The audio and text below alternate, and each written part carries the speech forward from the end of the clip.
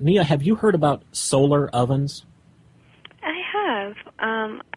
I do know that they take forever to cook something, but it is a viable option. Um, And me actually, personally, would prefer to just have all my food pre-cooked in jars or something. well, actually, Nia, from my research that I've done, I've found that there are different types of solar ovens where it doesn't take forever. It really kind of comes down essentially to what time of year it is, what level of radiation we're getting, where the sun's at in the sky, in other words. In the winter months where we have the sun is low to the horizon, there's less direct radiation, that's where you can run into some long cooking times. Folks, if you haven't already, make a note, solar ovens, do a Yahoo or a Google search, begin to do some research. You can construct one at home using supplies that you have yourself. There are people in the world right now who their only option, their only ability to cook at high temperatures like an oven is to use exactly this concept, solar ovens. They don't have the luxuries that we have in the West. They don't have the gas or electric resources to power ovens. It's their only option, and they use it quite successfully. These solar ovens can allow you to cook at upwards of 450 degrees temperature. It is also widely held that solar ovens cook the food that you're preparing more evenly than any of our Western technological conveniences, because most of those involve radiative or convection of heating. Solar ovens cook food very, very evenly, very thoroughly, so depending upon the item you're preparing, that might be a greater or lesser consideration.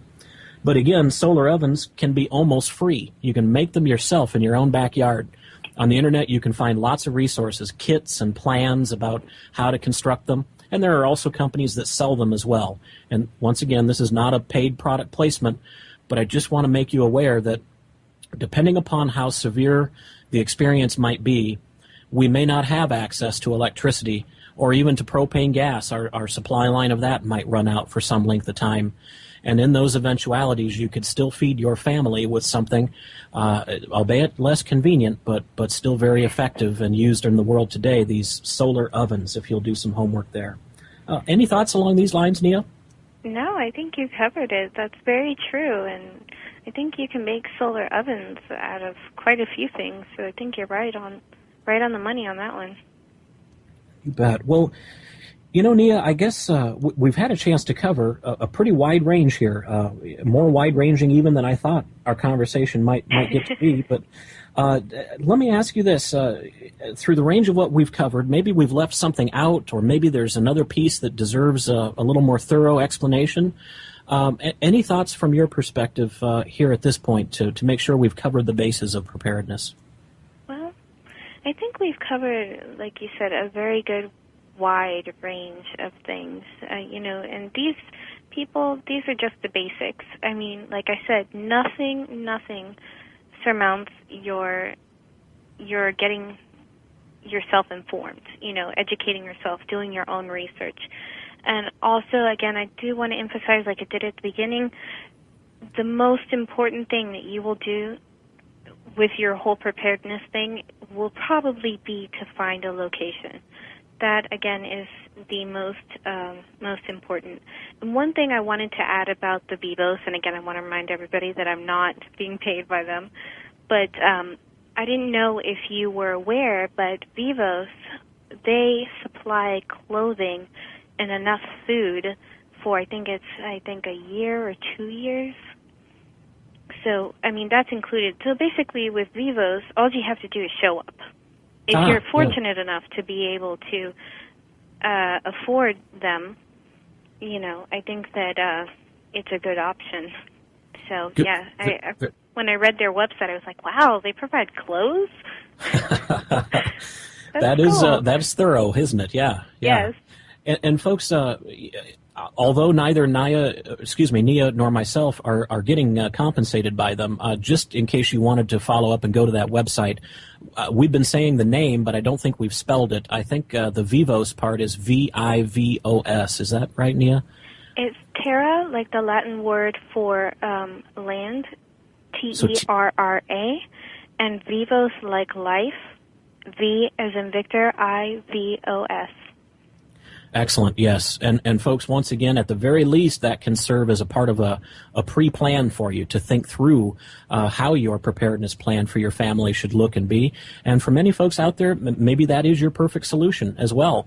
And if it is, when you contact them and sign up, please tell them that Antonin and Nia sent you, so that maybe we'll get something back out of the process. But one thing I did want to ask the audience is if anybody has suggestions or comments, or if anybody knows of other shelters or places for people to go, other, organizations, or just another place in general, it would be great to let other people know. So please do not hold that kind of information back and share with everybody.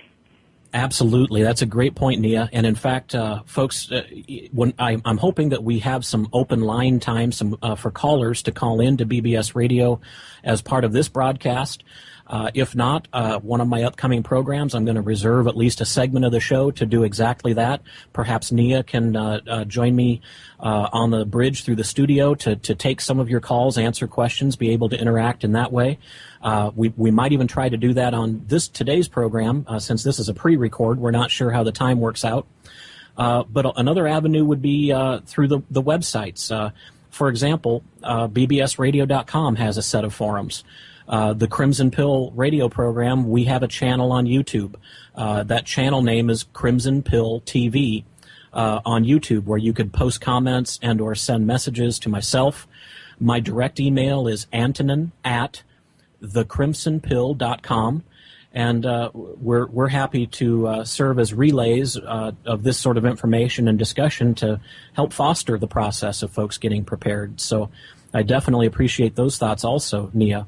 And, as we kind of close, Nia, my thoughts turn back to one of the very first analogies that you provided earlier in the program about how people with different aspects of our life, we do plenty of preparedness, whether it's buying car or home insurance, life insurance, medical health insurance. And yet, it's interesting that when it comes to this sort of direct preparedness, the air, the water, the food that we need to survive if these unexpected things last more than just a few days, it causes me to think about folks that I've had in my life that when it comes to their vacation, let's say it's a trip out to California, to Disney, they invest more time, effort, and energy in their planning process for that simple vacation trip than what they've even begun to apply toward preparedness for their family.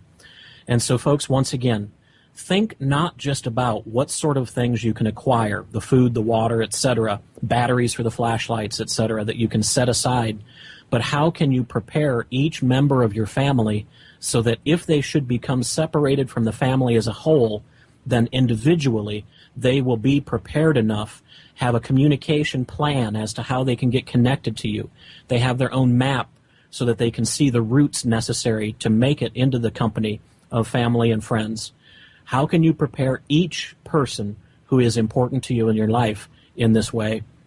And the last thought that I had among my notes, Nia, is something that we didn't cover, would be some monetary reserve also. We've talked about having gas on hand and the car ready to go and alternate routes laid out. But listening audience, how many of us have a set-aside envelope of $100 or $200 that we know that we won't touch unless it's an extreme emergency? Well, just like what we're talking about now. Nia, any thoughts also along those lines with having some money set aside, things of that nature, kind of that direction about preparedness from your standpoint? That's a great point, and one that I totally forgot about myself. I wanted to mention about having, in this economy, it's really difficult to save money, let alone prepare for another thing that's very expensive. But I think that if, like, you listen to this program and you kind of take our advice, or just take your own advice, you can save money and do this. Everybody can do this. Okay, but as far as money goes, I think that it is important, along with your stockpile of things, not to just have money, Antonin, but also to have things of value. So if things, again, I always think in worst case scenario terms, so if things got really bad you could have things to barter with, or Excellent. things of value to trade. Things like if you have an investment in gold or silver, keep those on hand. Keep spare jewelry, even if you don't want it, just keep it because it's valuable. If you have alcohol or something, even if you don't drink, keep it. It's a good bartering tool. Things like chocolate, simple things that we think are simple, things other people may not have in a worst-case scenario may afford you something else that you don't have and need. So things to have for bartering as well as money is very important, and as a monetary system kind of thing.